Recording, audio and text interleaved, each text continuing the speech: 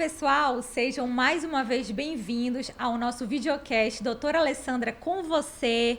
A gente sempre bate um bom papo sobre saúde, empreendedorismo, ações sociais. Siga a gente nas principais redes sociais, no YouTube, no Facebook, no Instagram e também no nosso canal do Spotify. Não esqueça de ativar as notificações para não perder nenhuma atualização. Afinal, a gente sempre está trazendo aqui conteúdos relevantes para você, para sua família, como por exemplo no dia de hoje. A gente vai falar sobre saúde. Sempre na segunda quinta-feira do mês de março se celebra o Dia Mundial do Rim, com o intuito, com o objetivo de estar levando informação sobre a doença renal para a população.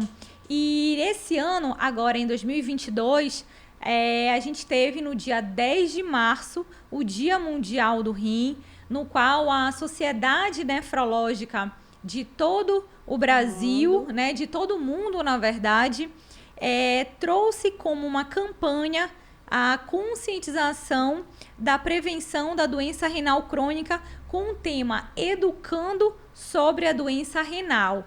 E para falar sobre esse assunto, a gente está aqui com a médica, a doutora Larissa Cunha.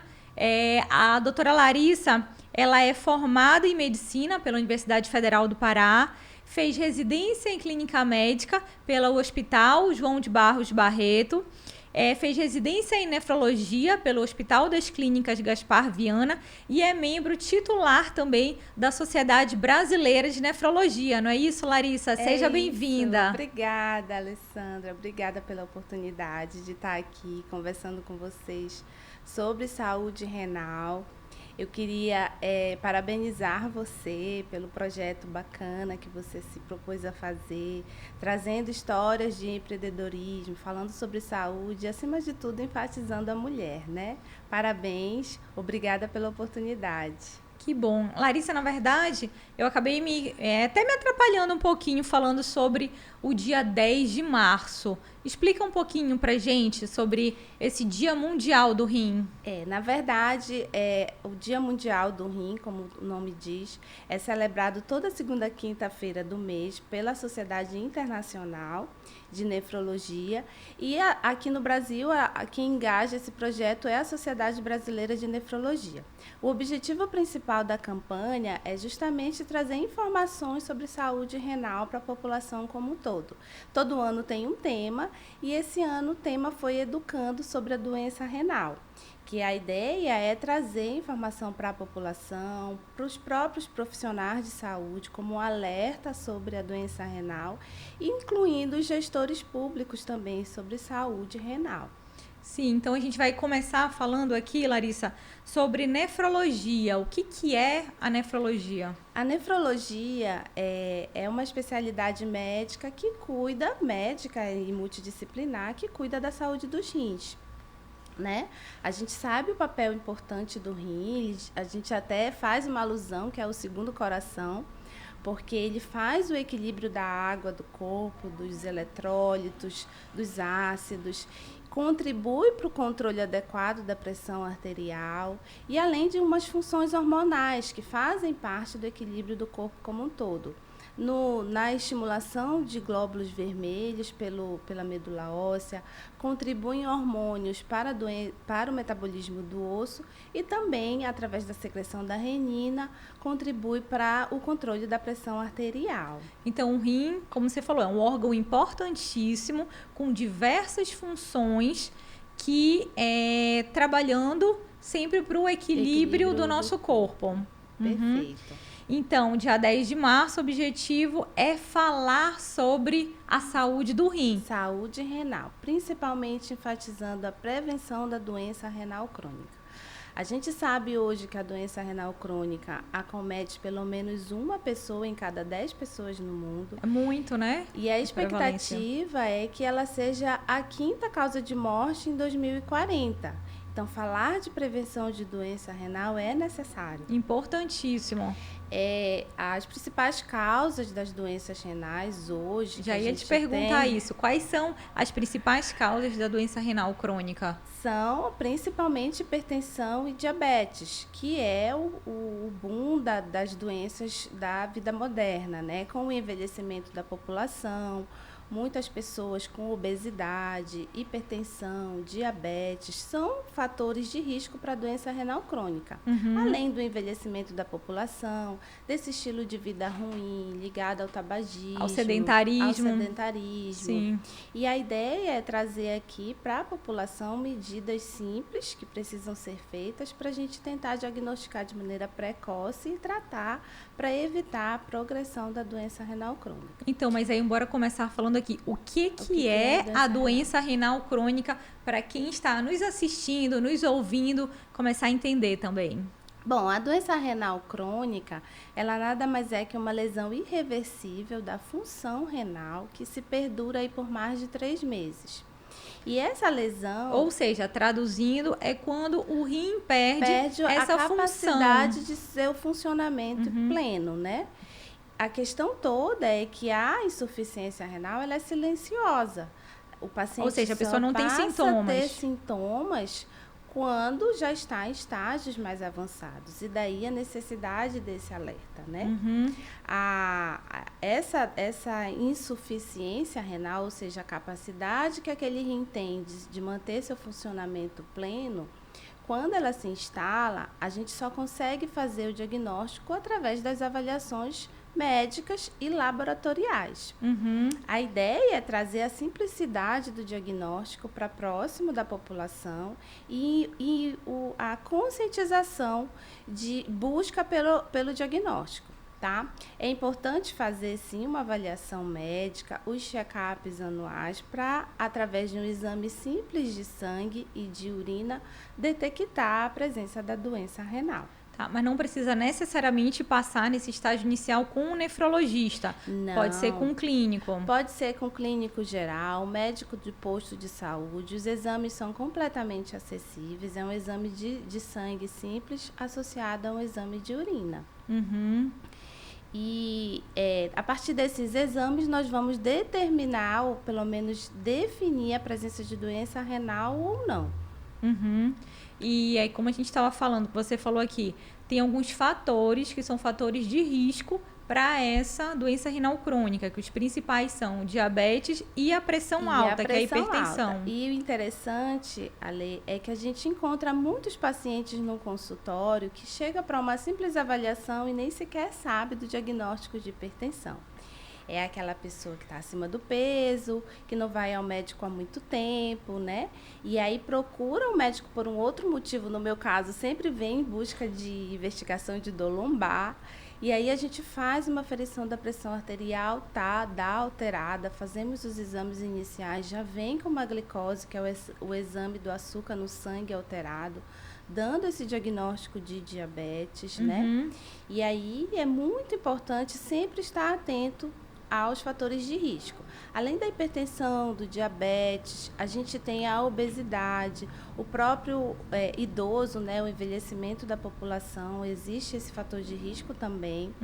Além de doenças cardíacas, doenças cerebrovasculares, ou seja, aquelas pessoas que teve o histórico de derrame, de AVC, também tem um risco aumentado para a doença renal. Tabagismo também é fator de risco? As pessoas que são tabagistas, que têm história de doença renal na família, devem estar atentas ao diagnóstico da doença renal crônica.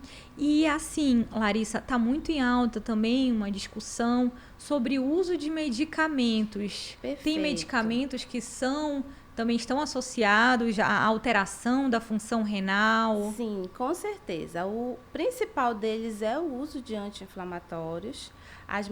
É uma medicação de fácil acesso. Se você for na farmácia hoje, você olha para o balcão da frente do caixa, está cheio de blusters com medicação para dor que tem anti-inflamatório associado. Porque hoje a pessoa, tô com uma dorzinha de cabeça, vai na farmácia e consegue ter um acesso rápido a um medicamento, né? É a autoprescrição. E que está muito em alto esse debate hoje, pelo que a gente viu com a cantora, a Paulinha a Paulinha Abelha do Calcinha, a Paulinha Abelha do Calcinha Preta, né? Que Isso. fazia uso indiscriminado de medicação para emagrecer. Perfeito. E a gente acabou vendo, infelizmente, o que aconteceu com ela, né? Além dela, teve outras situações que levou hoje a Anvisa a fazer a suspensão, cancelou a comercialização de várias fórmulas emagrecedoras. Na verdade, o que acontece? Essas fórmulas emagrecedoras, ela vem cheias de medicações que, além das ervas naturais que eles colocam como inofensivas e que algumas vezes não são, apesar de serem ervas naturais, elas vêm com uma dosagem muito alta, que tem o risco de lesão no fígado. Muitas delas também vêm associadas a diuréticos em altas doses.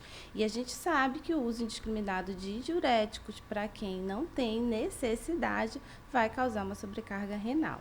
E, na verdade, o diurético ele não emagrece, né? Não, na verdade, ele faz um desequilíbrio de água, né? Para retirar líquido, não tira faz a pessoa fazer xixi, não é isso? Exatamente, exatamente. Mas aqui o alerta é principalmente ao uso de anti-inflamatórios. E lembrando que as pessoas que precisam desses anti-inflamatórios geralmente são as pessoas mais idosas, hipertensas, diabéticas, que têm aquela dor da artrose, a dor no joelho, que procuram com frequência a farmácia para fazer uso dessas medicações.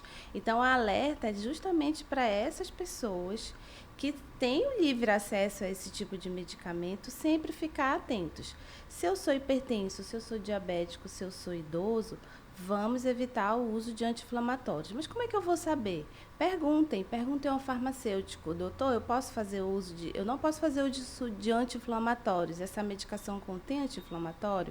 Existem outros analgésicos comuns, como dipirona, paracetamol, que vão melhorar a dor e que não têm o uso de componentes como os anti-inflamatórios, diclofenaco, nimesulida, ibuprofeno, né? De facílimo acesso a essa população. Sim, é que na verdade nós, né, eu, você como médicos, a gente sempre conversa e fica muito preocupado em relação à automedicação dos pacientes, né? E que a gente viu que nesse período de pandemia essa automedicação aumentou, né? Com certeza. E principalmente em relação ao uso abusivo de vitaminas. A gente viu o uso abusivo de vitamina D com doses elevadíssimas, inclusive com pacientes que evoluíram com perda de função renal por doses elevadas de vitamina D. Porque muitas vezes viam comentários na rede social, eu cheguei a ver isso, comentários nas redes sociais, que a vitamina D prevenia o da Covid-19, sem estudo nenhum, e as pessoas começam a comprar e a fazer uso das medicações, né? É isso mesmo. E aí a gente acaba tendo esse, vamos dizer, esse efeito colateral aqui no que a gente é gravíssimo, vê, que é grave. Né? E, de certa forma, a suplementação de seja qualquer for o componente, proteína, vitaminas, ela precisa ser orientada pelo médico, pelo nutricionista, para avaliar a dose e a real necessidade de suplementar, né? Então, aí falando sobre suplementação, no nosso dia a dia, né? A gente vê muitos, tem pacientes que perguntam, tenho certeza que perguntam para você, porque perguntam para mim, que sou dermato, imagina se não perguntam para você, sobre o uso de suplementação na academia, whey protein, de BCA, essa sobrecarga de proteínas afeta de alguma forma o rim? Então, os rins, Alessandra, né? o que acontece? A suplementação proteica, por si só, ela não leva à lesão renal. A questão é para quem, né? Se você sabe como que está o funcionamento do seu rim, se dos seus fatores de risco está tudo bem, ok.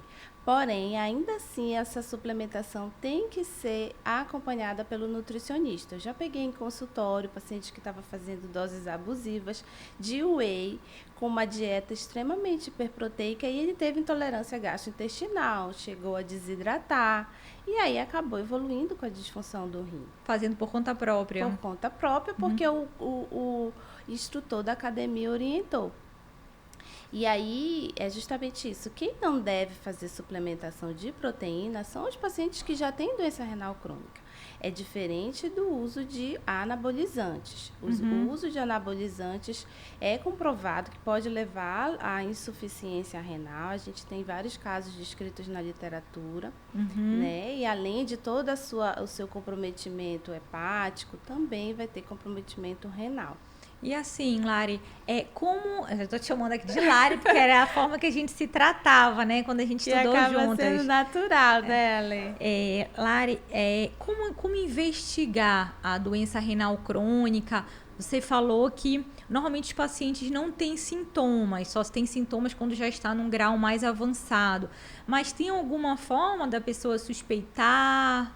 Então, a doença realmente nos estágios iniciais, ela é assintomática, não demonstra nenhum sintoma.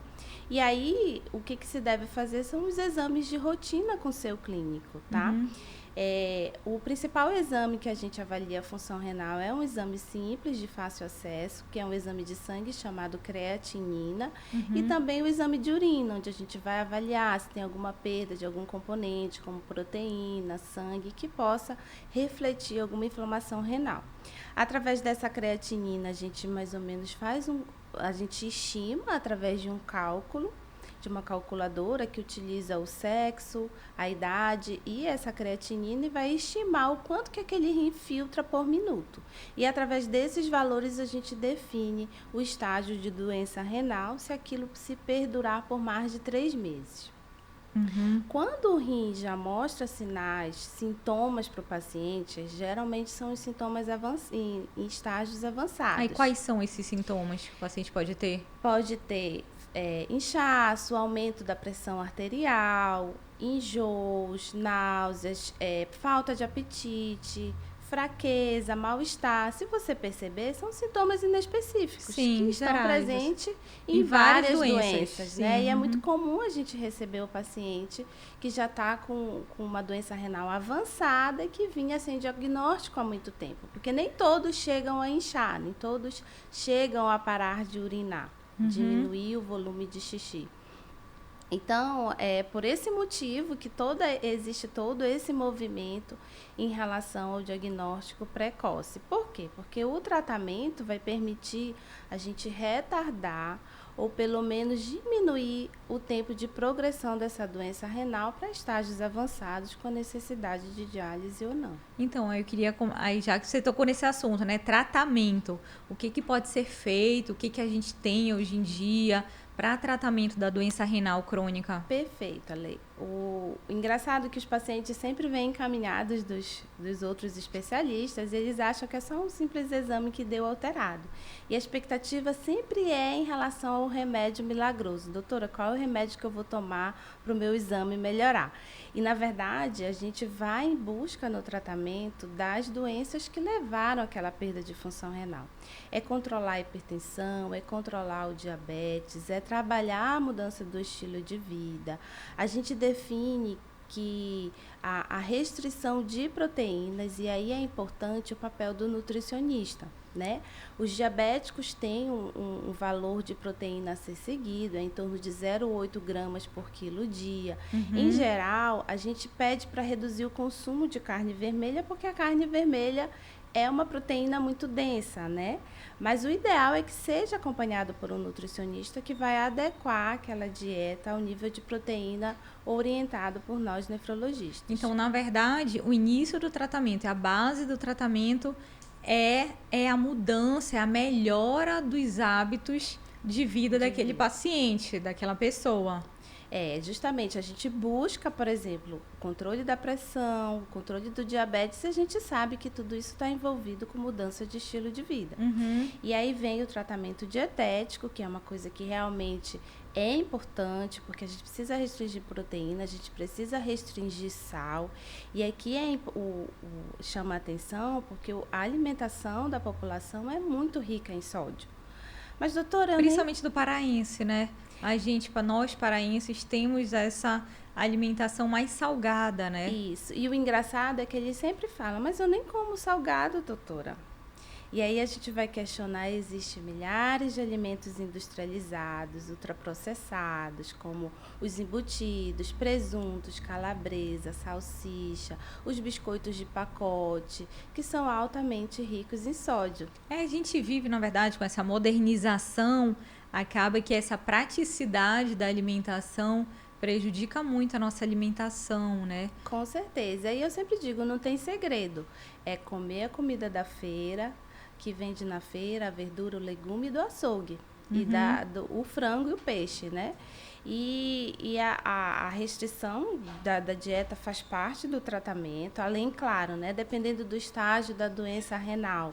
A gente define alguns outros tratamentos direcionados para os sintomas, porque à medida que vai piorando esse rim, vão aparecendo outras complicações, como anemia, o sangue fica muito ácido e o paciente vai tendo sintoma. Então, é importante para quem tem o diagnóstico de doença renal crônica fazer o acompanhamento com o nefrologista, porque a gente vai trazer muito mais qualidade de vida, controlando os fatores de risco, para tentar assegurar, ou seja, retardar o início de uma diálise que pode acontecer no futuro. Então, aí eu já ia lhe perguntar isso também, o que é a diálise, quando ela é indicada?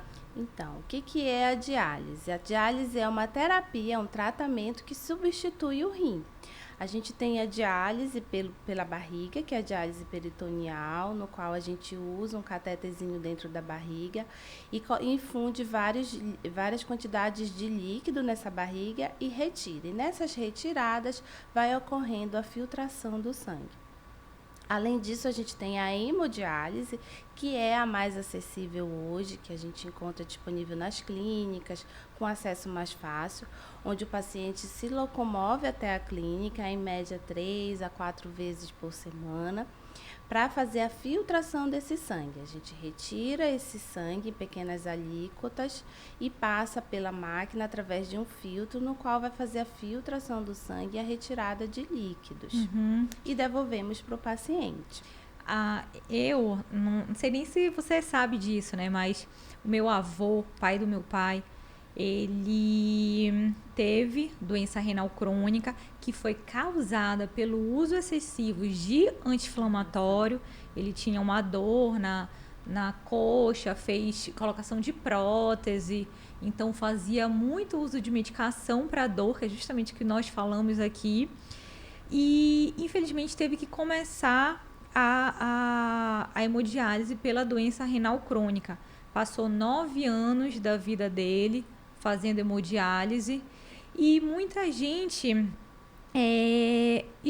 estigmatiza, né, a hemodiálise, o início desse tratamento.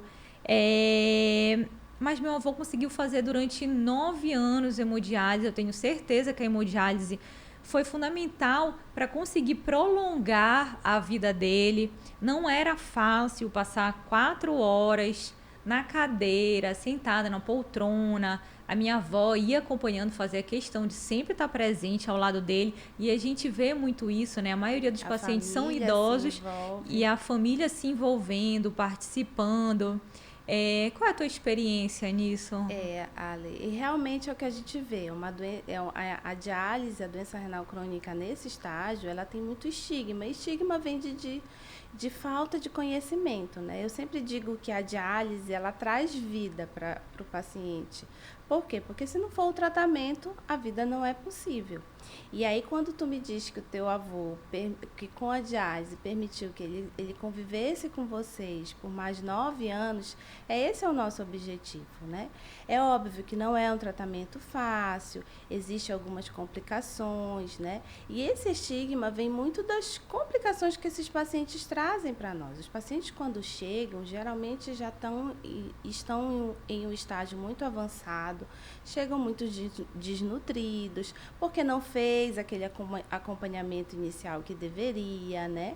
E aí não chega só com a doença renal. é aquele paciente diabético que tem doença no coração, que já infartou, que tem déficit visual, que tem dificuldade de se locomover por causa do diabetes. Então, já são múltiplas doenças associadas, que deixa o estado geral muito ruim. Comprometido. Que onde a doença renal crônica é só mais um fator de risco, né? Que vai trazer mais, vamos dizer, mais sofrimento, mais morbidade para ele. E, na verdade, o que a gente vê, realmente, a gente também vê o outro lado da moeda, né? Pacientes até jovens, por exemplo, por conta de lúpus, a gente tem muitos pacientes jovens, meninas, mulheres, que descobriram o diagnóstico na adolescência e que se descobriu renal crônica, né? E tem que se reinventar, passar pelo tratamento, pelo estigma do acesso, que é aquela veia grossa que é confeccionada no braço. Então, tudo isso traz vida para essa pessoa. A gente sempre trabalha a possibilidade do transplante renal, que é uma outra opção de tratamento para doença renal crônica avançada, que de repente traz uma qualidade de vida melhor. Mas hoje eu tenho pacientes que são ativos, que levam uma vida tranquila, mantêm as suas atividades laborais, né? Mas que tem que dividir com a diálise o seu tempo. E um fator importante que deixa muito eles, vamos dizer assim, limitados é em relação à alimentação, porque muitos deles não urinam. Sim, aí tem que restringir a quantidade de água que ingere, né? O meu avô era muito... assim, rigoroso e certinho em relação a isso. Não ingeria sal e a água que ele tomava ao longo do dia era contada direitinho, mas a gente sabe que não é fácil, né? Não é fácil. A gente vive numa cidade quente, né? Sim. E além de tudo, manter uma dieta mais rigorosa, isso limita muito eles. E quando a gente pergunta o que você queria mudar, eles sempre falam, eu só queria beber 1 litro de suco. 1 litro de suco, ter essa liberdade de poder tomar líquido sem me preocupar com a retirada, com a hemodiálise. Sim, né? Mas a diálise, a hemodiálise, então traz qualidade de vida, né? Com certeza, ela permite justamente esse prolongamento de vida, permite que o paciente mantenha suas atividades, traz qualidade de vida para uma família que mantém, para manter esse convívio social. E para os pacientes jovens, esse é o caminho do recomeço para outra terapia, ou transplante renal, ou a própria diálise peritoneal. E assim, a gente já falou, né, sobre o que é a doença renal crônica, sintomas, diagnóstico, tratamento, e agora o que é importantíssimo aqui para quem está nos escutando ou nos assistindo, a gente falar sobre prevenção, de que forma a gente pode prevenir a lesão dos nossos rins. Perfeito, Ale. É justamente a mensagem final que a gente quer deixar, né?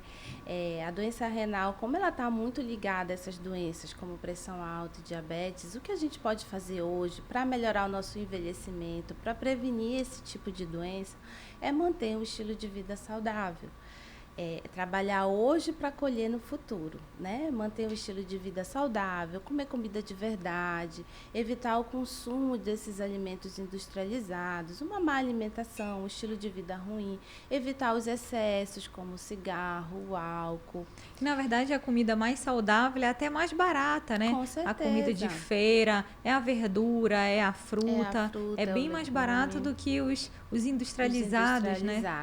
Eu sei que é difícil a vida corrida, né? A gente tem um estilo de vida ruim onde a saúde mental está comprometida muito também. E acaba refletindo no que é a alimentação hoje, né? Mas é fundamental a gente ter isso como foco e manter a disciplina no estilo de vida saudável, fazendo atividade física e sempre atento ao aparecimento dos fatores de risco, né? E em relação à ingestão de água, a importância, qual é a quantidade, a dica? As pessoas que me conhecem, sabe? Eu até tô aqui com a minha garrafa. Para onde eu vou, eu ando para cima e para baixo, eu levo a minha garrafa de água. Parabéns, a Alessandra sendo disciplinada como sempre, né? Parabéns, é isso mesmo. A gente vive numa cidade muito quente, né? A gente tem alguma dica, uma quantidade? Existe uma quantidade. Na verdade, depende realmente de pessoa para pessoa. Mas a gente estima mais ou menos em torno de 30 ml por quilo, 30 a 35. É óbvio que tem pessoas que vão precisar muito mais, porque dependendo da atividade que faz, sua muito, vai ter perdas maiores, então vai precisar ingerir uma quantidade de água maior.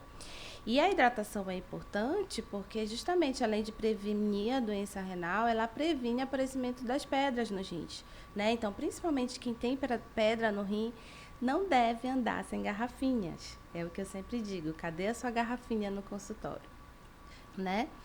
E para justamente ter o objetivo de fazer um xixi clarinho, não é aquele xixi concentrado, é uma dica que eu sempre dou para os pacientes, para eles terem ideia se está ou não hidratado. É a cor do xixi, A cor então. do xixi. Se tiver aquele amarelo mais escuro, precisa beber mais água. Tomar mais água.